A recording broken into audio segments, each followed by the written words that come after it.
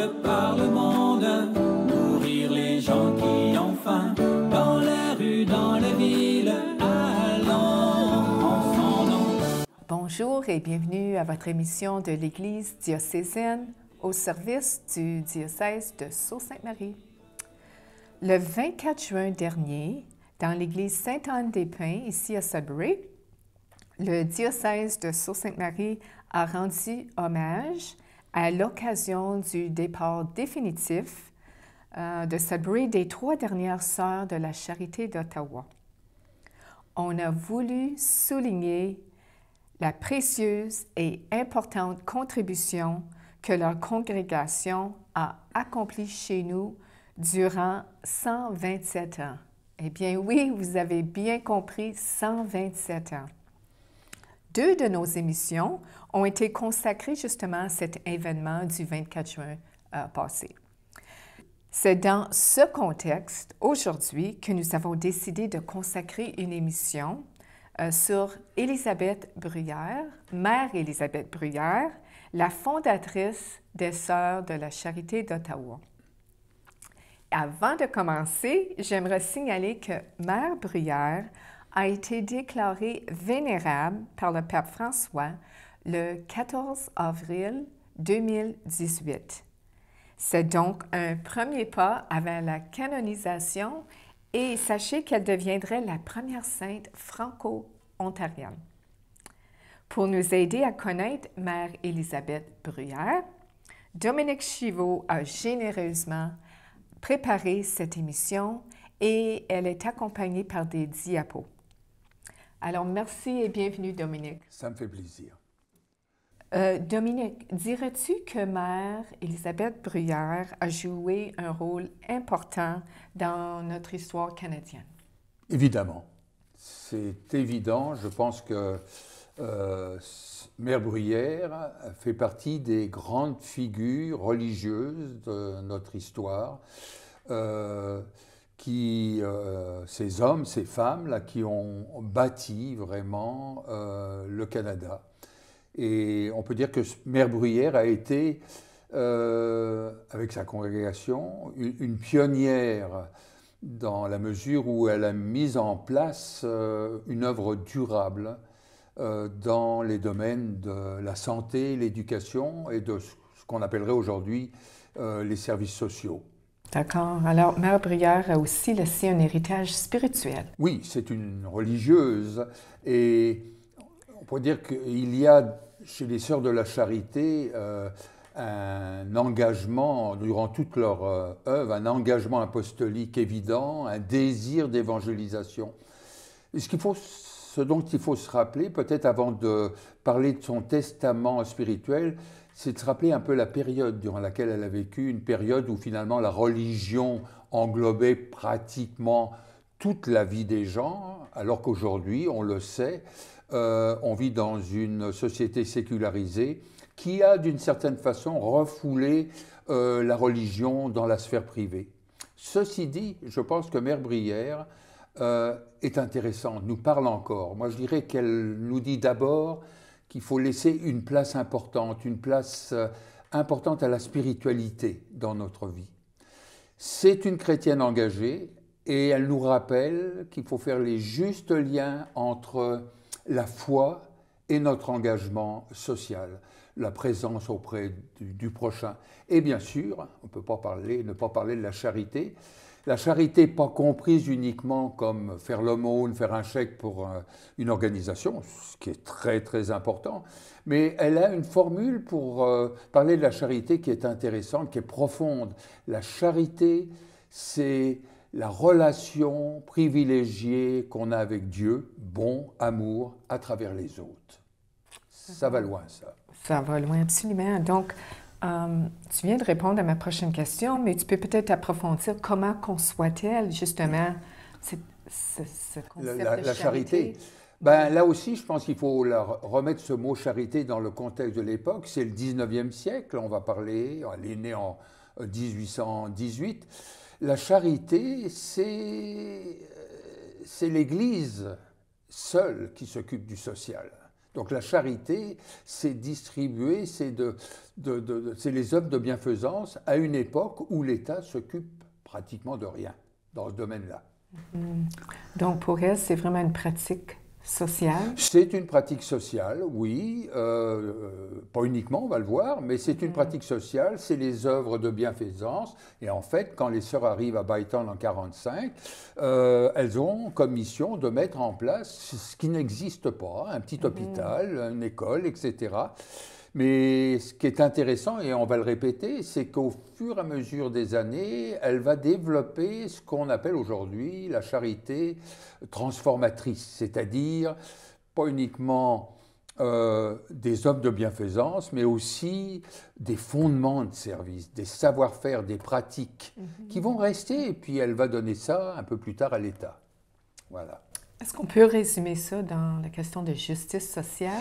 Ben voilà, aujourd'hui on parlerait peut-être plus de justice sociale, bien que, là on va s'en aller, on fera peut-être une émission là-dessus, je pense qu'on n'oppose pas les deux. Justice sociale et charité ne s'opposent pas, se complètent. Alors, si la charité a été et est encore une pratique sociale, elle est certainement pour Mère Élisabeth Bruyère bien plus que cela.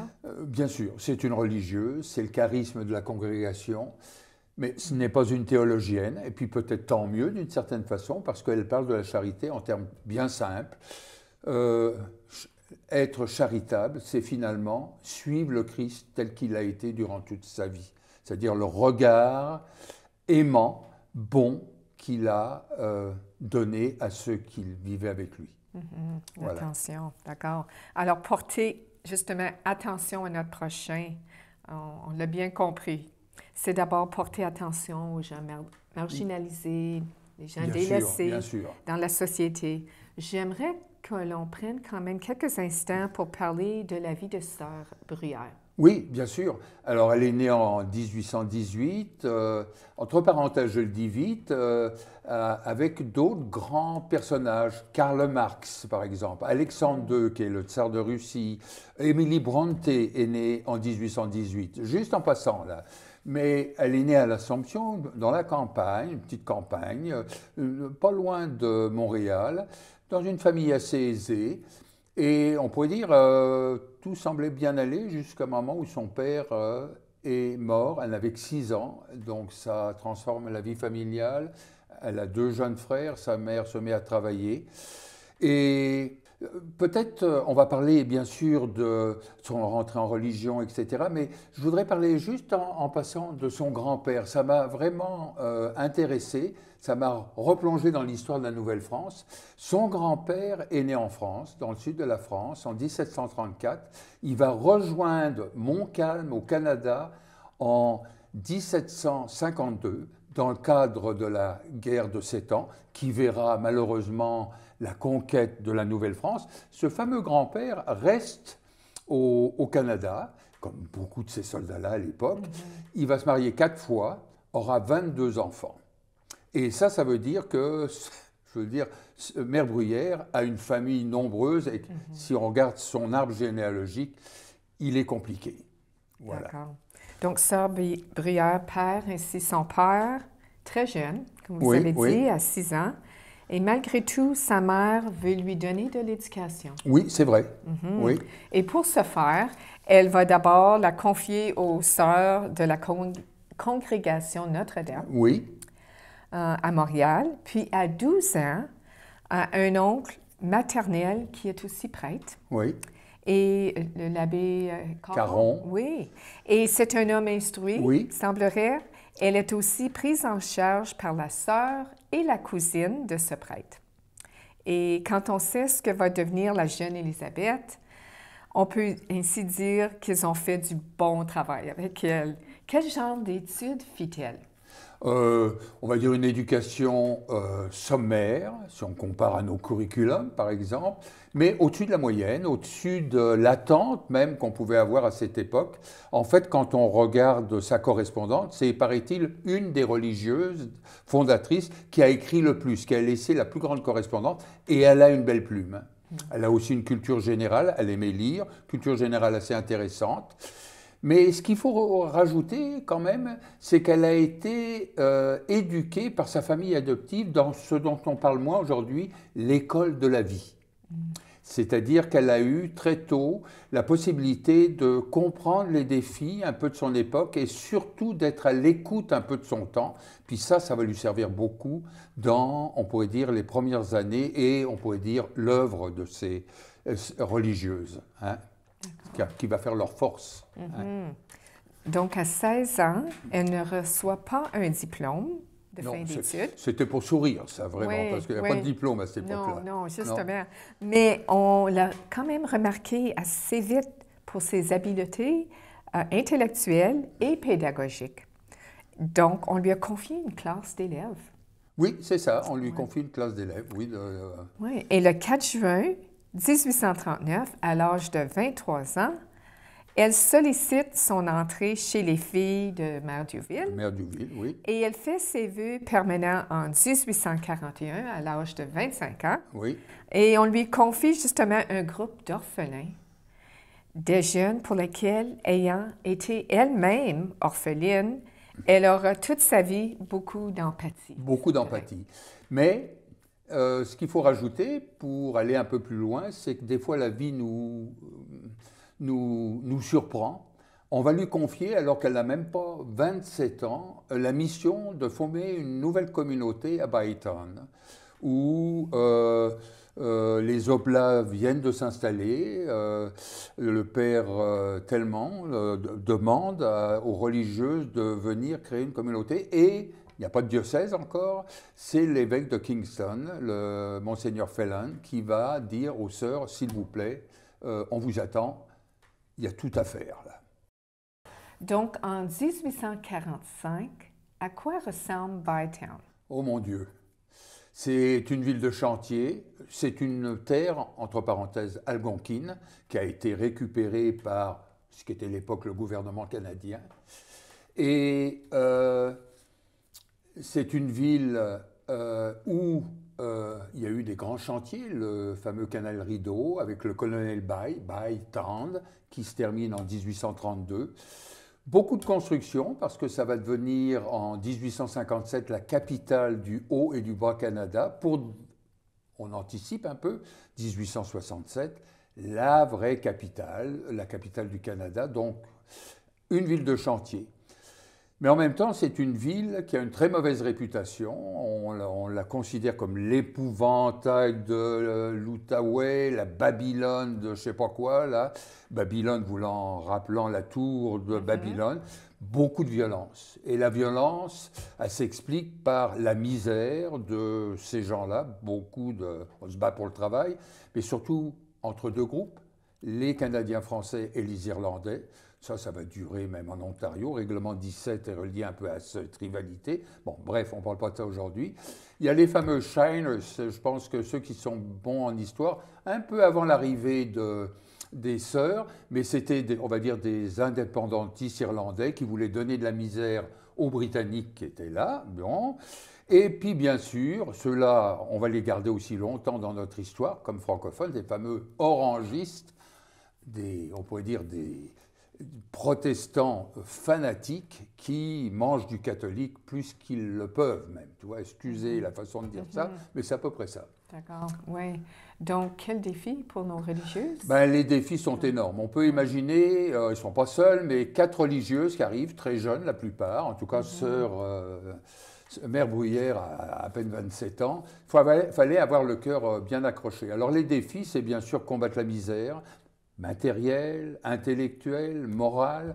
Il y a bien sûr l'épidémie du typhus en 1947, qui va durer pendant plus d'1 an.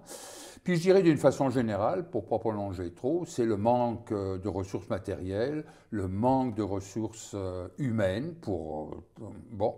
Devant, on pourrait dire, on se demande si ce n'est pas encore aujourd'hui, à bien des points de vue, des gens bien placés, riches, qui sont assez indifférents à tout ça. Voilà. Oui. Donc, des grandes misères, là. La grande misère. La grande misère, absolument. Donc, tout est à faire là-bas, à Bytown. Oui, tout est à faire. Absolument. Voilà. Donc, comment va se développer la communauté religieuse de Bytown. Ben, on Et pourrait dire, oui. si je peux ajouter Bytown, qui est devenu Ottawa. Là. Oui, qui est devenu Ottawa, encore une fois, en 1867. Alors, elle se développe, on pourrait dire, en 3 phases. Il y a la période d'implantation, on s'installe de 1845 à 1848 et on crée ce dont on parle, l'école, d'une façon assez rapide, assez remarquable, un réseau social. Ensuite, il y a, on peut dire, l'implantation. Puis il y a une chose importante à dire, quand on parle de l'implantation de la communauté, c'est lié à la création du diocèse de Bytown en 1847 et l'arrivée de son premier évêque, Monseigneur Ging, qui est un oblat de Marie, entre parenthèses, un religieux, qui va vraiment donner, si on parle facilement, un coup de pouce à cette communauté en la stabilisant, en lui donnant une plus grande visibilité. On va en parler avec, bien sûr, des vues sur cette communauté-là. Puis après, bien sûr, ça va être la période d'expansion. Bon, on va en parler un peu plus tard. D'accord. Alors, on va parler, comme vous dites, de la période d'expansion dans un instant, mais j'aimerais, Dominique, que tu nous expliques les raisons pour lesquelles la communauté des religieuses de Bytown se sépare de la maison mère de Montréal.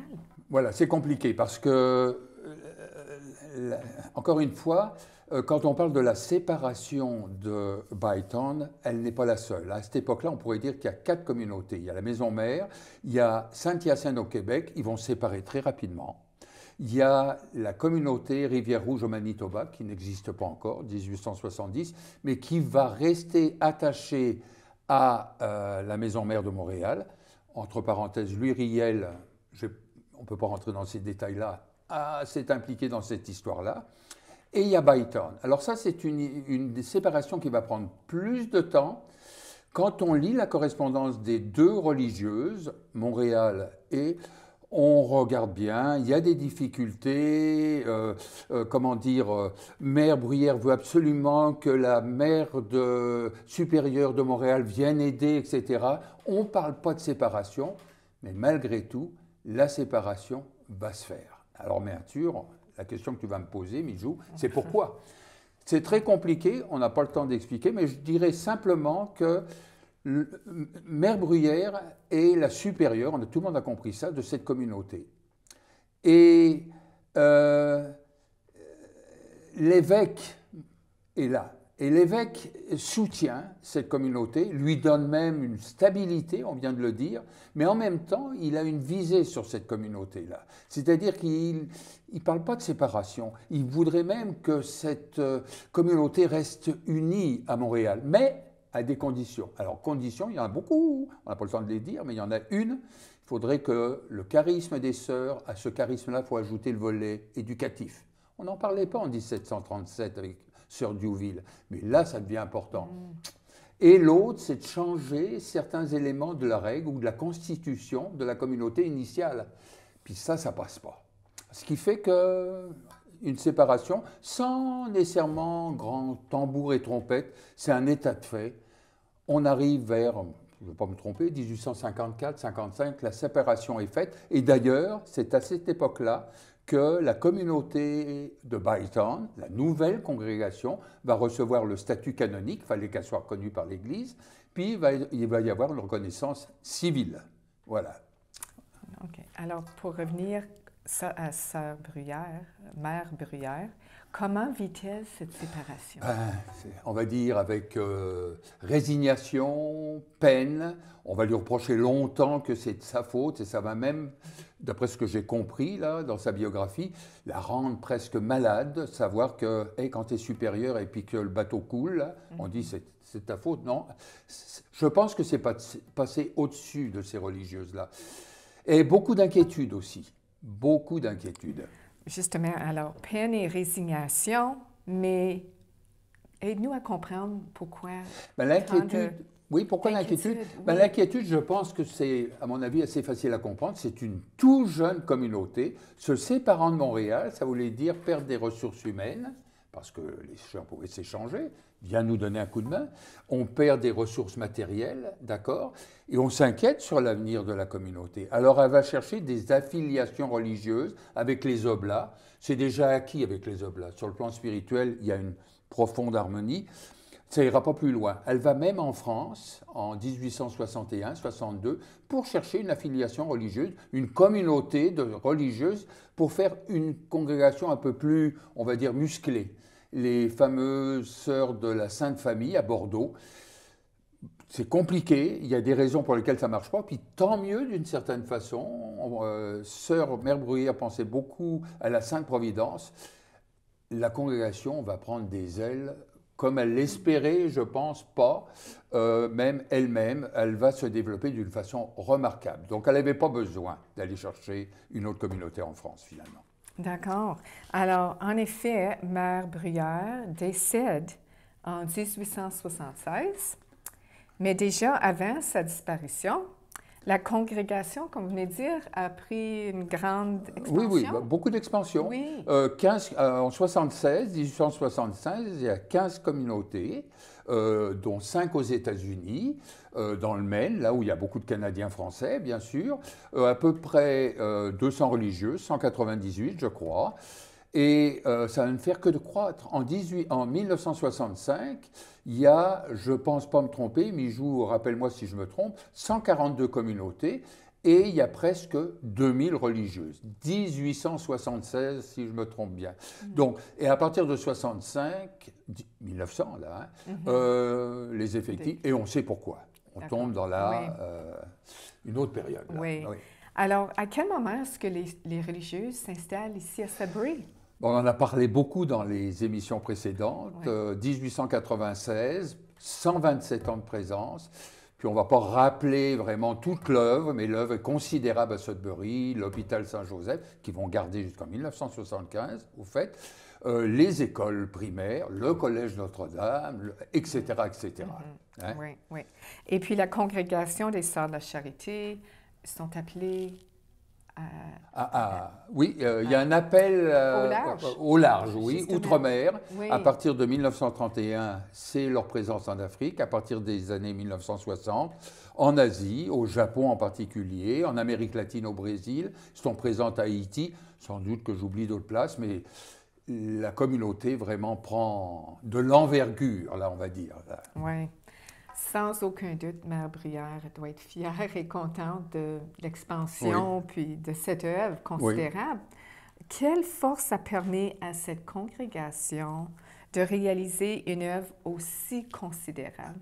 Bon, moi, je dirais, ce sont des religieuses, je parlerai de leur idéal religieux, c'est-à-dire des femmes consacrées à Dieu à travers un idéal de charité, c'est-à-dire d'abord auprès des gens les plus démunis. Il y a aussi le charisme qui est intéressant, on répète quelque chose qui est important, cette charité transformatrice de la société. Si elles ont réussi une œuvre aussi considérable, c'est que ça répondait à un besoin essentiel. Voilà. Et d'ailleurs, ce qui a fait leur force, c'est des religieuses qui ont su écouter leur temps et s'adapter aux besoins de cette société jusqu'à une période assez récente. Voyez. Voilà.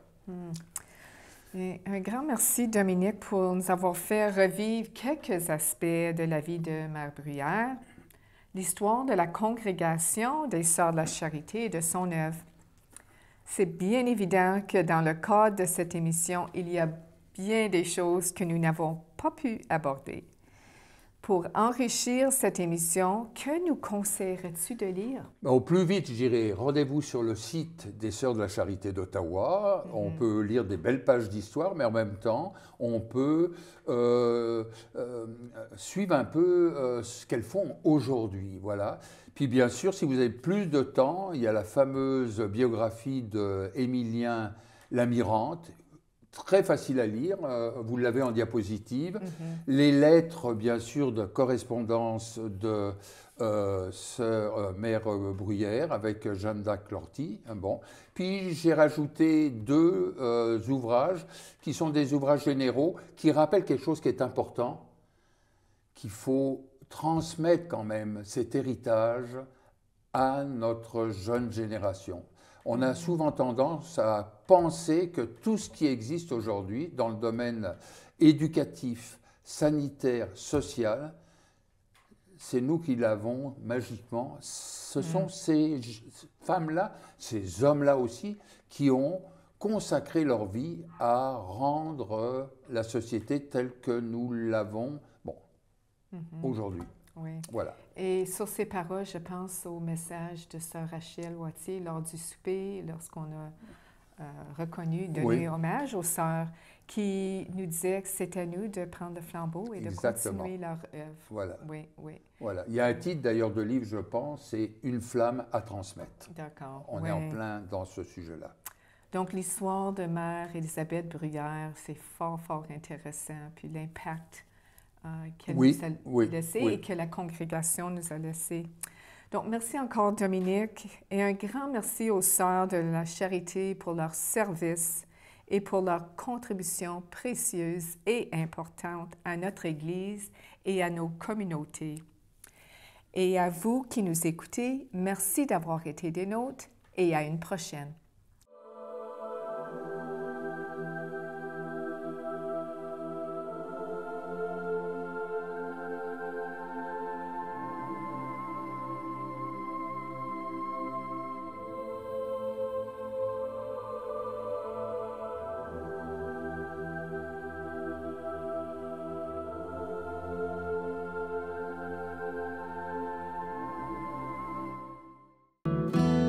Oh Jésus, je t'adore, tout mon être se prosterne.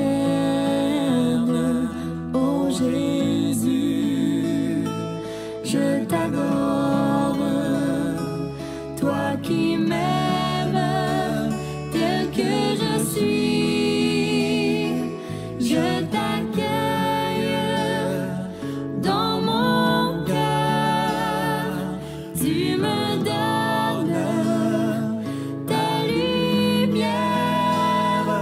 Je t'adore.